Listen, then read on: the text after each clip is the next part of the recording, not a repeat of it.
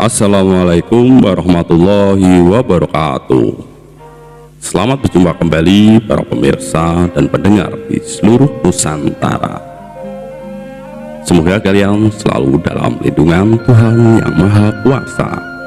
Kembali lagi dengan Jagat Horor, channel yang menyajikan kisah misteri, kisah horor, dan kisah gaib yang dikemas dalam visual gambar. Hidupku tidak seberuntung orang-orang. Pernikahanku yang sudah menginjak 5 tahun harus kandas karena pelakor. Aku tidak mau dimadu. Aku memutuskan untuk bercerai dengan suamiku dan memilih pergi dari kampung ikut kakakku di Jakarta. Kakak perempuanku sangat baik kepadaku, walaupun suaminya yang pelitnya minta ampun itu. Jika ia memberikan uang kepadaku, kakakku harus sembunyi-sembunyi, karena jika sampai ketahuan suaminya, pasti akan kena omel. Selama aku di sana, aku tidak boleh mendekati sebuah kamar yang berada di dekat dapur, selalu dikunci rapat. Setiap kali aku mendekati kamar itu, aku akan selalu ditegur, yang membuat aku penasaran. Jangan sekali-kali kamu buka pintu itu, walaupun aku tidak kunci ya.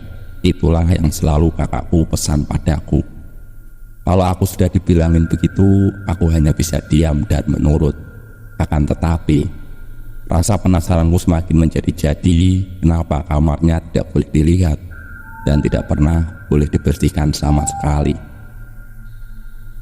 Suatu hari kakakku berpesan kepadaku, "Dek, nanti malam ada tamu. Kamu gak usah membuat minuman, biar semuanya kakak yang kerjakan. Kalau mendengar apapun jangan keluar kamar ya." Aku hanya bisa menjawab, "Iya mbak," dengan rasa penasaran yang biasanya kakakku ini selalu menyuruhku melayani apabila ada tamu yang datang. Malam itu hatiku rasanya gelisah sekali. Sudah dari jam 8 aku mencoba tidur, namun tidak bisa tertidur. Waktu sudah menunjukkan jam 10 malam, namun aku belum juga mendengar suara orang yang datang berkunjung. Aku mulai terlelap, dan ketika aku terbangun, kulihat jam ternyata sudah jam 12 malam. Aku mendengar samar-samar suara orang yang berbicara. Aku penasaran, aku beranikan turun dari tempat tidur dan mencoba menguping pembicaraan itu dari balik pintu. Terdengar seperti suaranya kakakku dan suaminya yang berbicara berbisik-bisik. Kemudian aku juga mendengar suara orang yang asing suaranya, yang serak-serak berat menakutkan. Yang kudengar dari bicaranya seperti berpesan, "Sekarang kalian bertiga aku tinggal di sini. Kalian harus patuh ya kepada majikan barumu. Cari uang sebanyak-banyaknya, biar yang punya rumah bisa punya uang banyak." Apa kakakku mengambil pembantu? Batinku. Aku tidak mendengar suara kakakku ataupun suaminya. Mereka hanya diam saja. Beberapa menit kemudian aku mendengar suara anak-anak berisik dan tertawa cekikikan. Apa kakakku mengadopsi anak? Aku semakin penasaran dan tiba-tiba suasananya menjadi hening. Aku tidak mendengar suara apapun. Dan ketika aku itu langsung merasakan rasa yang sangat menyeramkan. Aku langsung merinding, entah kenapa. Bulu kudukku meremang semuanya.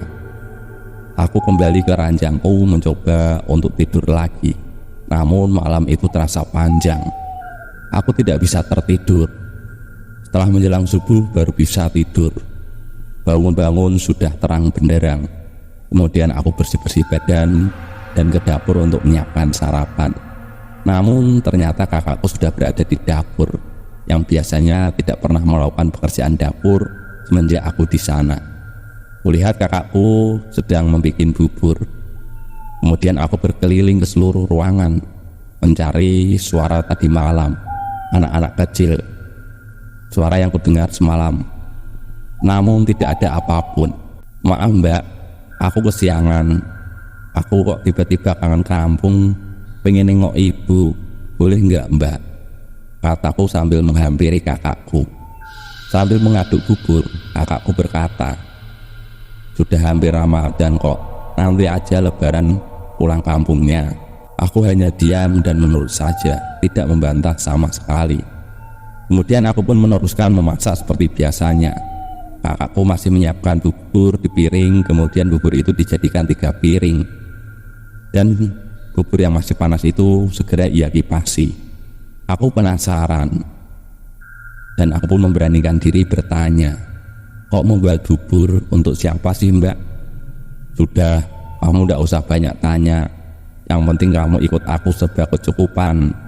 Kakakku berkata agak ketus. Aku semakin bingung. Daripada aku dimarahi, aku pun tidak bertanya lagi.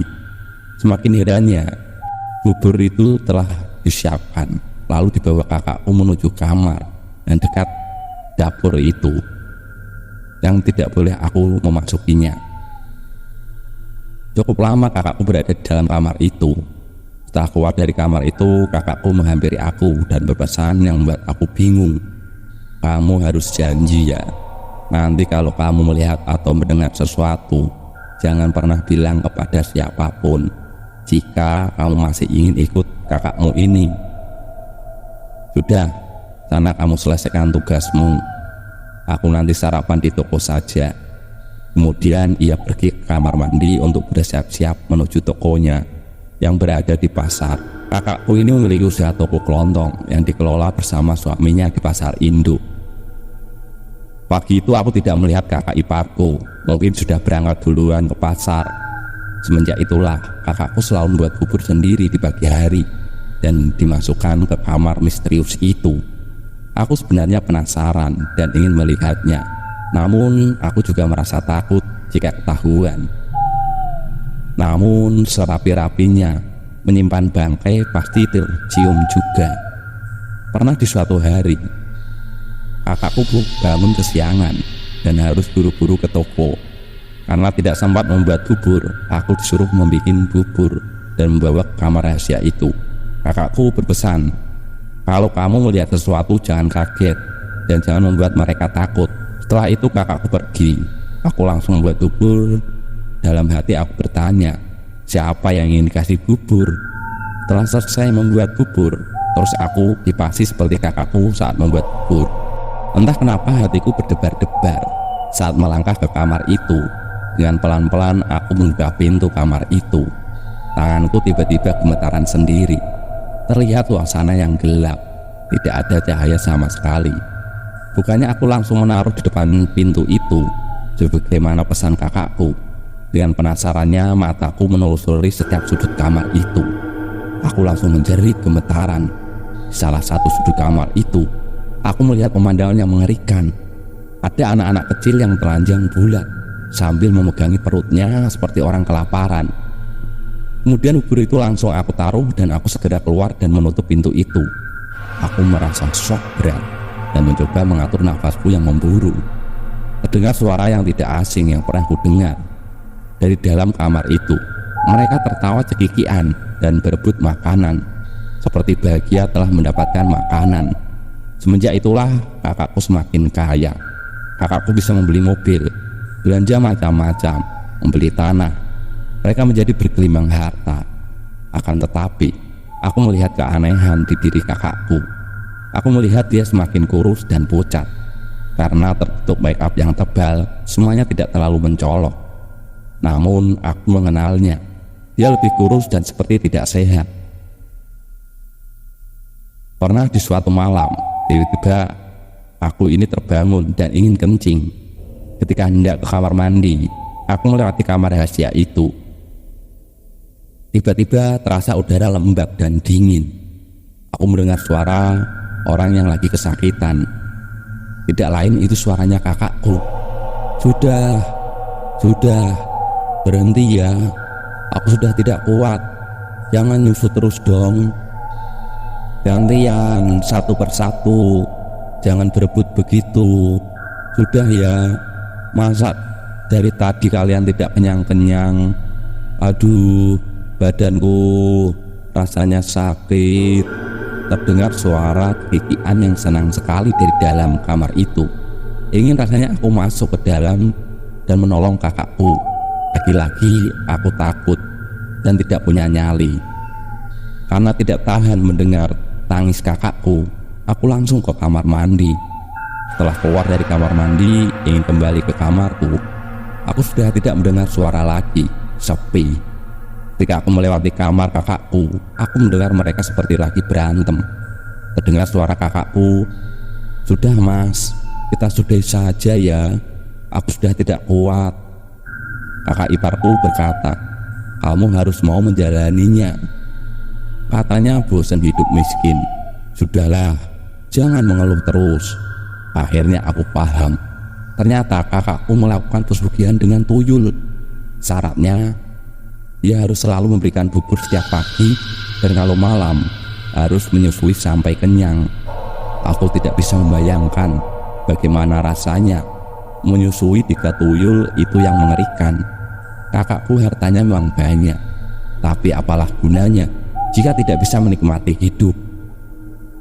Ini juga gara-gara suaminya yang serakah.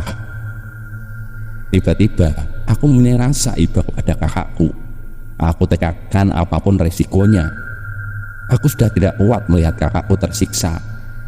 Siang itu ketika rumah sepi, aku mulai merebus air 1 panci besar.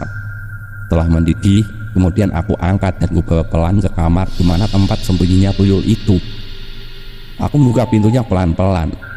Aku perhatikan ke seluruh ruangan, mencari kembali di mana tuyul-tuyul itu duduk. Terlihat di sebuah sudut kamar, ketiga tuyul itu sedang pada tidur karena kenyang makan bubur. Seperti balita yang telanjang bulat, tidak tahu mana yang laki dan mana yang perempuan. Bibirnya yang lebar melintang, matanya besar menonjol. Walaupun tidur tapi seperti melek. Kepalanya yang tanpa rambut terlihat mengkilat dan kupingnya terlihat lebar. Siapapun yang melihatnya pasti akan bergidik merinding. Pintu tetap terbuka. Dengan gemetaran aku siramkan air panas tadi itu kepada ketiga tuyul itu. Terdengar suara jeritan dari ketiga tuyul itu. "Sakit, panas, hihihihihi." Setelah itu panci aku lemparkan dan aku berlari menuju kamar. Aku pun terduduk lemas. Pikiranku kemana-mana. Antara takut dan khawatir, aku mencoba menenangkan diri. Aku sudah siap jika kakakku marah. Aku tidak tega melihatnya tersisa terus. Setelah jeritan dari tuyul itu berhenti, aku ingin melihat apakah mereka mati atau masih hidup. Kemudian aku melangkah keluar dari kamar. Akan tetapi tiba-tiba kakakku sudah datang pulang dari toko. Dia marah-marah sambil berkata, "Tri, lihat, karena ulahmu badanku melepuh semuanya. Ini bisa aku obatkan, tapi kamu harus menerima akibatnya nanti." Aku hanya berdiri mematung, tidak bisa berbicara apa-apa. Aku merasakan bersalah, namun perasaan itu segera aku tepis. Semuanya ini karena aku tidak tega melihat kakakku yang tersisa batinnya. Batinku menjerit. Aku langsung memeluknya dan air mataku langsung tumpah tidak terbendung lagi. Aku merasakan kakakku juga membalas memelukku dan berkata, "Maafkan kakakmu ya Tri, ini semua keram menuruti permintaan masmu yang serakah akan dunia itu." Kami menangis bersama. Batinku marah. Kenapa kakakku yang sengsara sendiri? Begitu beratnya pengorbanannya, begitu sulitnya jalan pesugihan. Yang aku siram air panas tuyulnya, kenapa kakakku yang melepuh? Kenapa yang jadi korban kakakku lagi? Kenapa bukan lelaki jahat itu yang mencari pesugihan itu? Sore akhirnya datang. Kakak iparku pulang dari pasar langsung memarahiku. Dia memarahiku habis-habisan. Semua dia ungkit. "Kamu ini memang tidak tahu diuntung, tidak tahu diri. Kurang apa? Makan semua tercukupi, sudah enak dan lezat. Pakaian bagus-bagus aku berikan padamu. Uang juga tidak pernah kurang. Kalau sudah hancur begini mau bagaimana? Apa kamu mau tanggung jawab? Ayo kamu jawab. Dasar keparat kamu ini. Kata-katanya bagaikan petir yang menyambar. Aku sudah tidak tahan dengan semua perkataannya. Ibarat kata, ayam saja dilepaskan pasti bisa makan. Masa aku tidak bisa sih? Aku akhirnya pergi dari rumah itu tanpa pamit. Walaupun sekarang aku sudah tidak ikut kakakku, tetap saja aku mencari kabarnya. Karena pembantunya itu tetangga desaku. Makanya aku mencari info darinya. Karena aku juga tidak tega. Karena dialah kakakku satu-satunya yang terlahir dari rahim yang sama. Katanya kakakku sudah tidak kaya seperti dulu lagi. Banyak barang-barangnya yang dijual. Tokonya sekarang semakin sepi. Namun katanya kakakku sudah tidak kurus dan pucat lagi, dan sekarang bertambah gemuk. Semoga saja mereka tidak mencari pesugihan yang lain. Selesai. Demikianlah kisah kali ini. Semoga bermanfaat dan menghibur sahabatku semuanya. Saya beserta jajaran direksi yang bertugas pamit undur diri. Wassalam.